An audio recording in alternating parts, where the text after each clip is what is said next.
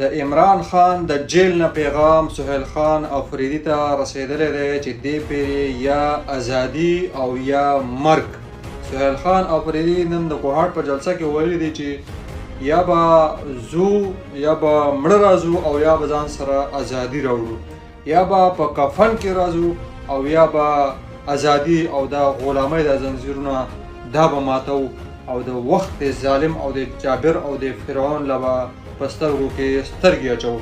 هغه بله ورځ د عمران خان خور د عمران خان سره ملاقات کړی